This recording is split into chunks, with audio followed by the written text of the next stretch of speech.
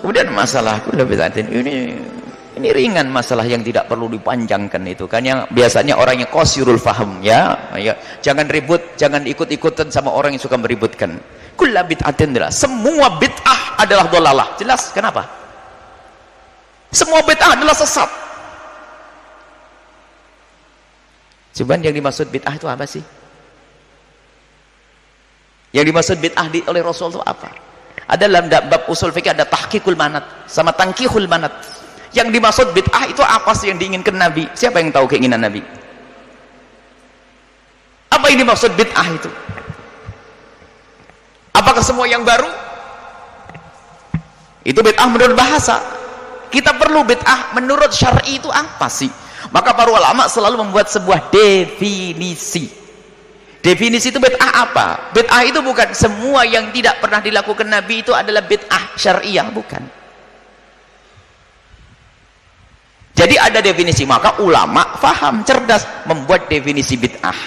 Jadi kalau bid'ah lughawiyah itu terbagi 5. Bid'ah menurut bahasa, sesuatu yang baru, ini ada hukumnya yang wajib, ada hukumnya yang sunnah, ada hukumnya yang makruh, ada hukumnya yang haram, ada hukumnya yang mubah. Bid'ah lughawiyah, bid'ah menurut bahasa, hal yang baru. Tapi kalau bid'ah syariah, bid'ah menurut syariat, kullu dhalalah, semuanya adalah sesat. Lah bid'ah syar'i itu gimana? Ada definisinya. Maka yang berani mengatakan ini bid'ah, tahlilan bid'ah, tawasul bid'ah, tanyakan definisi bid'ah menurut ente apa? Paling bisa ngomong semua yang tidak pernah dilakukan Nabi Muhammad adalah bid'ah. Jangan enak. Ente naik mobil.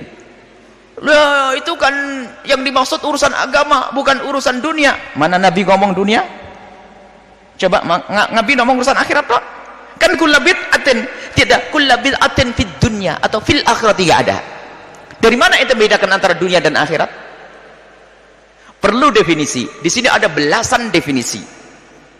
Dan definisi yang ada bukan definisi yang sering diumbar oleh orang yang pengen membid'ahkan orang lain dengan kalimat yang sederhana. Semua yang tidak pernah dilakukan Nabi adalah bid'ah. Enggak pernah. Itu bukan definisi itu. Itu reka-reka. Makanya di dalam menjelaskan sesuatu perlu kembali kepada takrif. Apa kata ulama tentang bid'ah yang dimaksud oleh Rasulullah? Saya tidak ngerti. Tapi saya tanya ke ulama, ulama apa kata mereka? Ulama menjelaskan, jadi yang dimaksud bid'ah yang dikatakan dhalalah itu adalah bid'ah ini. Kalau bid'ah menurut bahasa jelas. Ibnu Hajar al-Asqalani mengatakan ada bid'ah yang sunnah.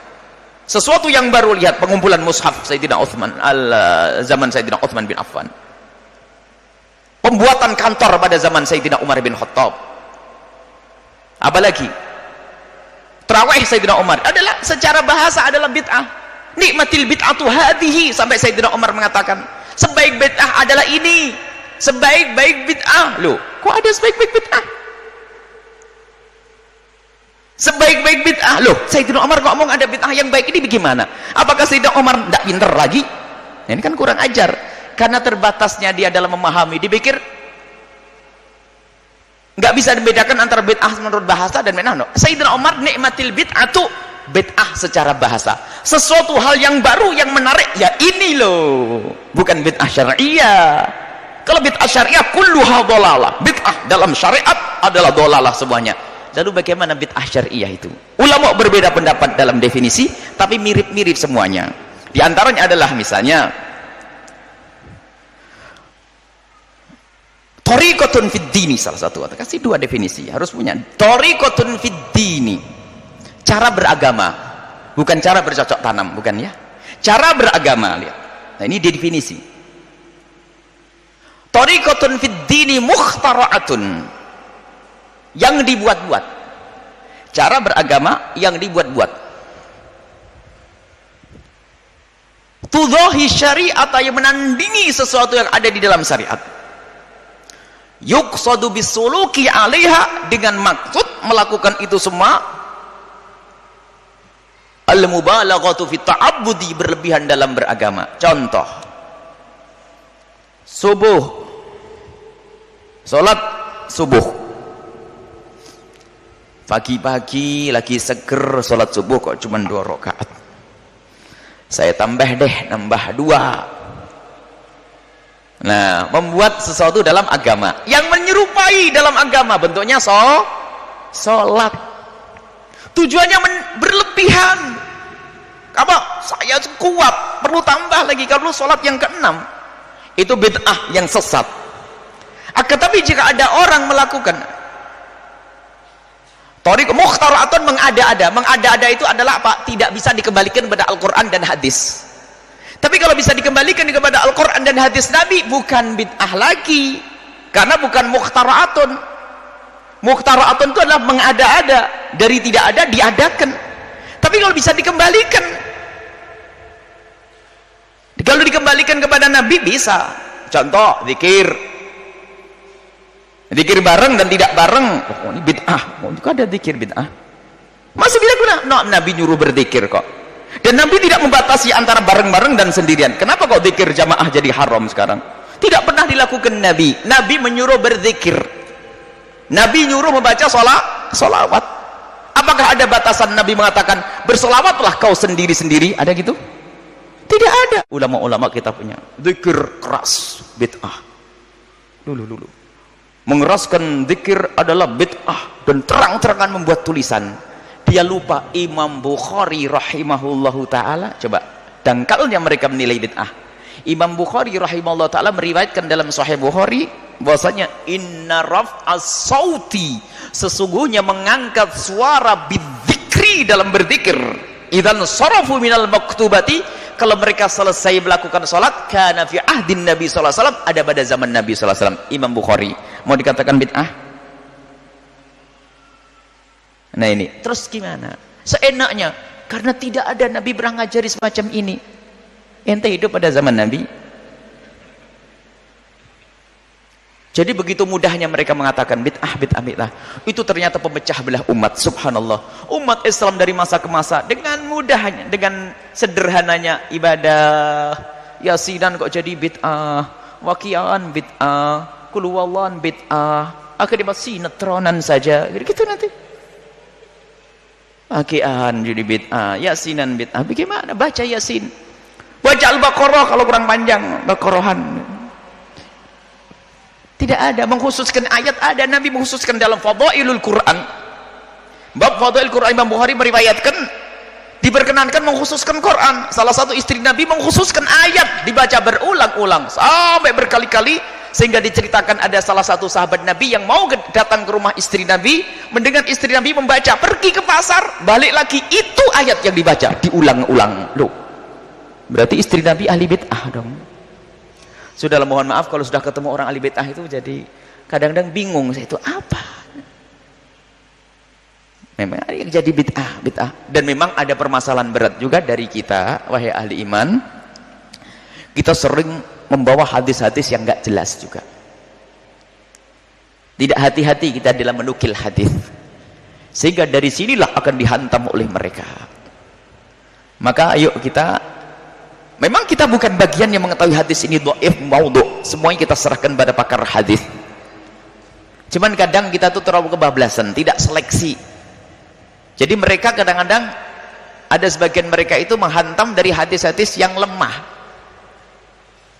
Akan tapi mereka sudah, kita tahu mereka kepengen dia mencari kesalahan orang lain. Kita tidak tunjuk mereka itu siapa, ya. Kalau yang merasa tidak, kita tidak menunjuk siapapun. Coba Imam Ghazali itu lihat, orang hebat dahsyat. Kalau menyusun kitab seperti Ihya Ulumuddin, beliau mendatangkan hadis lemah. Memang kita akui beliau mendatangkan hadis lemah. Cuman kapan didatangkan oleh Imam Ghazali hadis lemah itu? Hadis lemah itu istisyad untuk menambah. Biasa Imam Ghazali datangkan Al-Quran, hadis sahih, dengan permasalahannya masalah riya, hadis sahih, baru ditambah hadis lemah. Jadi bukan yang dijadikan hujah hadis lemahnya, ini bukan. Hujahnya ayat Al-Quran dan hadis yang kuat. Cuman orang yang punya niat busuk merendahkan Ghazali, dan hadis lemah itu pun ternyata tidak disepakati. Malah mentasih hadis itu berat. Enggak. Ada seorang alim besar namanya Ibnu Jauzi, dia punya kitab namanya Maudhu'at, dan dikritiki oleh ulama yang lain, mengumpulkan hadis-hadis palsu. Ternyata apa? Enggak bisa orang seperti itu. Setelah beliau mengumpulkan hadis-hadis palsu, ternyata hadis yang dikatakan palsu ada di kitab Sahih Muslim. Jadi orang mengatakan hadis ini maudhu', ijtihadnya seorang ahli hadis. Orang mengatakan hadis ini sahih, ijtihadnya seorang ahli hadis. Dan kita sebagai seorang muqallid kalau menemukan hadis sahih menurut hadis, ayo kita ambil dan tidak ada masalah.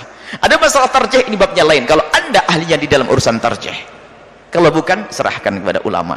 Jangan sampai kita ribut sini, nggak sholat nanti, nggak ibadah.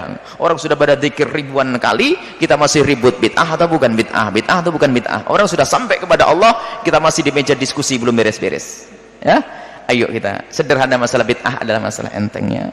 Kalau mau dijelaskan satu persatu boleh lah, ya, satu persatu. Bahkan kita ingin kepada saudara-saudaraku yang aku cintai, yang biasa membid'ahkan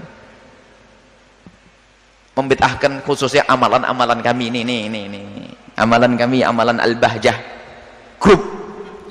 Ini kalau ada yang bid'ah, datang ke rumah, didiskusikan yang baik, nanti dikasih makan yang enak, nggak ada racunnya.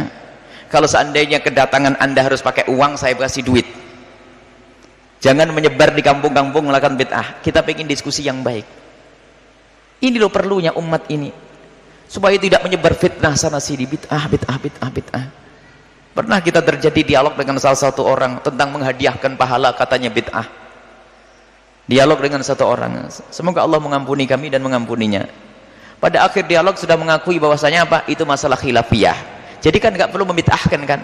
Ternyata di luar pun masih mengatakan itu bid'ah. Sudahlah, itu kaidah jamal wa intor.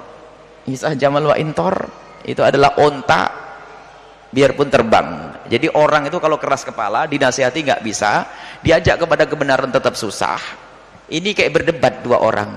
Ada onta atau burung onta jauh di atas bukit begitu. Onta atau burung onta? Kata si A, onta. Kata si B, burung onta. Kata si A, onta. Onta ini keras kepala. Kata si B, itu burung onta. Kata si A, onta. Ayo kita deketi. Dideketi gak gede-gede, berarti kan burung onta. Kata si A, tetap burung onta, tetap onta. Kata si B, kecil itu enggak, yuk kita gusah dulu. Digusah terbang. Kata si A yang keras kepala, biarpun terbang tetap onta. Ya gitu loh. Biarpun dikasih dalil kayak apapun tetap nggak mau. Itu musibah di dalam diskusi zaman sekarang ini ya. Semoga Allah menjaga kita semuanya. Tolong jangan terlalu terpengaruh dengan yang demikian itu. Jangan terlalu dituruti. Kenapa? Bagi yang bukan ahlinya, jika menuruti, maka karena anda bukan ahlinya, seolah-olah dia berhujjah lebih kuat, maka anda akan lemah. Lalu anda tiba-tiba diam-diam mengatakan hebat, karena kita menemukan, wah mereka hebat dengan dalil-dalilnya, mereka hebat dengan dalil-dalilnya, padahal dalilnya tidak sesuai. Makanya jangan mudah terburu-buru. Kalau bukan ahlinya jangan mendebat. Diskusi adalah bagiannya orang yang pernah belajar.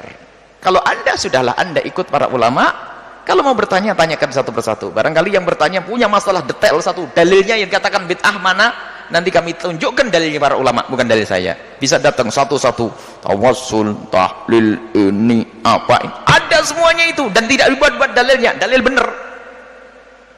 Ada semuanya. Jadi sudah jangan terpengaruh. Intinya, percayakan kepada para ulama, bahwasanya amal-amalan kita adalah benar, ada sandarannya dari Nabi Shallallahu Alaihi Wasallam.